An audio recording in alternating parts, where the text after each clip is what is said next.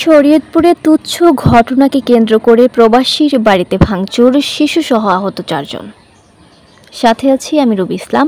এবারে শরীয়তপুর প্রতিনিধি এবিএম জিয়াউল হক টিটুর তথ্যচিত্রে দেখুন বিস্তারিত। শরীয়তপুরের নড়িয়া উপজেলায় গরম পানি ঢেলে হাঁস মারাকে কেন্দ্র করে ইতালি প্রবাসীর বাড়িতে হামলা ও ভাঙচুর করার অভিযোগ উঠেছে। এ সময় হামলাকারীরা ঘরে থাকা নগদ অর্থ ও স্বর্ণালংকার লুট করে নিয়ে যায় বলে ভুক্তভোগী পরিবারের সদস্যরা জানিয়েছেন। সোমবার 17 মার্চ দুপুরে উপজেলার পূর্ব কেদারপুর গ্রামে হামলা ও ভাঙচুরের ঘটনা ঘটে। স্থানীয় ও পুলিশ সূত্রে জানা যায়, গত 16 তারিখে পূর্ব কেদারপুর এলাকার কামাল শেখ ও প্রতিবেশী মান্নান শেখের সাথে হাঁস মারার বিষয়ে কথা কাটাকাটি হয়। সেই ঘটনাকে কেন্দ্র করে সোমবার দুপুরে ইমরান শেখের নেতৃত্বে কয়েকজন কামাল শেখ ও ইতালি প্রবাসীর বাড়িতে হামলা চালায়। হামলাকারীরা প্রথমে ঘরের ভেতর ঢুকে আলমারি, ড্রেসিং টেবিল, ওয়ার্ড্রব সহ ঘরের আসবাবপত্র ভাঙচুর করে। হামলার খবর পেয়ে পুলিশ ঘটনাস্থল পরিদর্শন করেছে। ইতালি প্রবাসী স্ত্রী স্বর্ণা আক্তার অভিযোগ করে বলেন, আমার স্বামী দীর্ঘদিন ধরে ইতালি প্রবাসী, মাঝে মধ্যে ছুটিতে বেড়াতে আসেন। আমাদের বাড়িতে পুরুষ না থাকায় প্রতিবেশী মান্নান শেখের 2 ছেলের নেতৃত্বে আমাদের বাড়িতে হামলা ও ভাঙচুর করে আমার গলার চেন ছিনিয়ে নিয়ে গেছে। আমি হামলাকারীদের বিচার চাই। আরেক পুত্রবধূ রহিমা আক্তার বলেন, আমি তাদের ভাঙচুর করতে বাধা দিলে আমার উপর হামলা চালায়। আমার পায়ে লোহার পাইপ দিয়ে আঘাত করে এবং আমার গলার চেনটি ছিনিয়ে নেয়। আমার নাবালক শিশু তার উপরও হামলা করে। আমি এই ঘটনার তীব্র নিন্দা জানাচ্ছি এবং প্রশাসনের নিকট বিচার প্রার্থনা করছি। হামলার অভিযোগ অস্বীকার করে মান্নান শেখ বলেন, আমার ছেলেরা কারো বাড়িতে হামলা চালায়নি। এটি সম্পূর্ণ মিথ্যা ও বানোয়াট। উল্টো তারাই আমার 2 ছেলেকে মারধর করেছে। বর্তমান আমার ছেলেরা মুলফুতগঞ্জ হাসপাতালে ভর্তি রয়েছেন। হামলার বিষয়ে জানতে চাইলে নড়িয়া থানার ভারপ্রাপ্ত কর্মকর্তা ওসি আসলাম উদ্দিন বলেন, খবর পেয়ে ঘটনাস্থলে পুলিশ পাঠিয়েছি।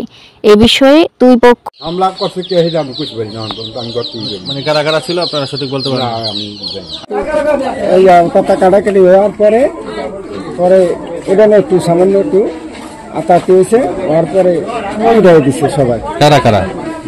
ওই কামাল শেখের পোলা আর আমার ছেলে কাজ হারাইছে, হেরাতে মারছে। এটা আমি দিন আমি নামাজ পড়িয়া বাইরে দেখছি গাঞ্জাম হয়ে গেছে। ওইটাই মান্নান শেখের পোলা ইমরান আর কামাল শেখের পোলা হলো সব ভাঙে ফেলছেন, এটা ভাঙিনি, এটার মধ্যে করে তখন তারা ওইটার সার্ভিস ওইটা ভাঙে নেয়। আর 2টা স্টাইল আলমারি ছিল, একটার মধ্যে 2.5 ভরি গয়না ছিল, একটার মধ্যে 8 ভরি গয়না ছিল। এই গয়নাগুলো নিচে আর একটার মধ্যে 5 সব ভাঙে আমার স্বর্ণ গয়না সব নিয়ে গেছে। আমার প্রায় 8 ভরির মতো স্বর্ণ ছিল।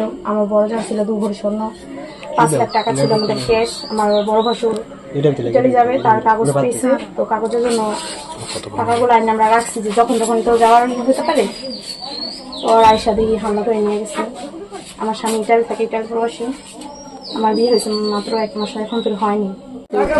এই কথা কাটাকাটি হওয়ার পরে এটা না একটু সামান্য একটু আতাতে হয়েছে, হওয়ার পরে উঠে দিচ্ছে সবাই। কারা কারা? ওই কামাল শেখের পোলা আর আমার ছেলে কাজ হারাইছে, হেরাতে মারছে। এটা আমি দিন আমি নামাজ পড়িয়া বাইরে দেখছি গাঞ্জাম হয়ে গেছে। ওইটাই মান্নান শেখের পোলা ইমরান আর কামাল শেখের পোলা হলো আক্তার, এই 2 জনের মারামারি হয়েছে। আমার ছেলে কইলো ছাড়াই দিছে, ওরা ধরে রাখছে, ওরে মারছে। এটা নিয়ে একটু হয়েছে, হওয়ার পরে ওটা মিটাই দিছি গেছে গা। রাত্রে আবার আমরা একটু মিটাই দিয়া হারিয়ে দিছি। তাই আমার বড় ভাই যে কামাল শেখ হইলো আয়া ওই কোনায়, এই যে রাস্তার কোনাটা 3 কোনায় খাড়া ছিল। খাড়া থাকার পর ইমরান শেখের আরেক পোলা হুমায়ুন ও আয়া হঠাৎ করে আমার ওই বড় ভাইরে গুছানি শুরু করার পরে আমরা আবার সাইডে আসছিলাম। তাড়াতাড়ি ফিরে আমার কাছে তুই মার্চ খেলি গা, তুই যাবি না, পুরা মানুষের মার্চ খেলি গা। তো ওরে ছাড়াইয়া ইয়া ধরছি করে উল্লেখে গেছে। পোলাপানা ছিল এটা তারা বিশ্বাস সারের মতো। গতকালকে তো মিটমাট হয়ে গেল, আজকে কেন হামলা হলো? আজকে গতকাল এটা মিট হওয়ার পরে ঠিক আছে ওরা হাসপাতাল ভর্তি হয়েছে। হ্যাঁ, আজকে আবার এই ওরা 2:30টার দিকে আইয়া 2:15 দিকে আইয়া ইমরানে লোকজন লই আইয়া এই আংশু করে ভাঙচুর করছে, আমার বড় ভাই করে ভাঙচুর করছে, আমার ঘরে গেছে, আমার ঘরে ভাঙচুর করে নাই, মানে বিশ্বাসে লোক বিশ্বাসে কেউ আমরা ছিলাম না। এরপরে ভাঙ্গে ফিরে ওরা গেছে। আমি নামাজ করতে গেছি আর দেখি মানে ওরা ঘরে কিন্তু আইসা মানে জিজ্ঞেস করতেছে আনছুকু ওরা কুবাইনি, ওরা চালাবালা করুন, ওরা খাইছি, ওরা কই গেছে, মানে অনেক বকাচকা করছে, চালাতুলি করছে।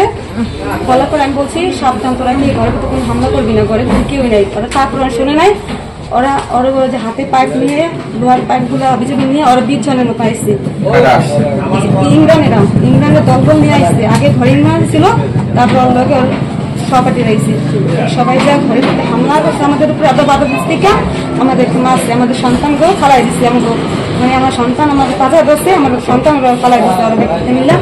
তারপর আমি একজনের গেঞ্জি ধরছি, গেঞ্জি ছিঁড়ে ফেলাইছি। আমি বাঁচার চেষ্টা করছি যাতে ওরা ঘরে কোনো হামলা না করে, ওরা তাও নামেন না। তারপরে অনেক হামলা করছে আমাদের ড্রেসিং টেবিল, ঘরের যত আবিজাবি যাবতীয় আছে, সুখে যে মুক্ত আছে সবকিছু ফালাই দিচ্ছে ওদের লোকের সাথে। সন্ন্যগণ 1900 আমার গলার চেয়ে নিয়ে গেছে, আর আমার বাদি ধরতে গেছে আর আক্রমণ করছে। সব ভেঙে ফেলছেন, এটা ভাঙিন এটার মধ্যে করে আসি। তখন তার ওইটার সার্ভিস ওইটা ভাঙে নেয়। আর 2টা স্টিল আলমারি ছিল, একটার মধ্যে 2.5 ভরি গয়না ছিল, একটার মধ্যে 8 ভরি গয়না ছিল। এই গয়নাগুলো নিছে, আর একটার মধ্যে 5 লাখ টাকা ছিল। আর আমার স্বামীর এই মানে বিদেশের কাগজপত্র যা ছিল ওগুলো নিছে। তারপর নেওয়ার পরে আমার ননদ মানে দাও নিছে ওনাদেরকে ইয়া করার জন্য যে আপনারা ঘরে আসবেন না। তারপর আমার ননদের এসে দাও মানে গলা মারায় ধরছে, তারপর ওনারা ধাক্কা দিছিলাম। ধাক্কা দেওয়ার কারণে ওনারা আমার এইখানে ইট দিয়ে আঘাত করছে, আর পাইপ দিয়ে যে আমার হাতে বাড়ি দিয়েছে, আমার হাত ভাঙা গেছে না কি করছে আমি জানি না। আর ওই যে আমার পায়ে আঘাত করছে ওনার জুতা দিয়া।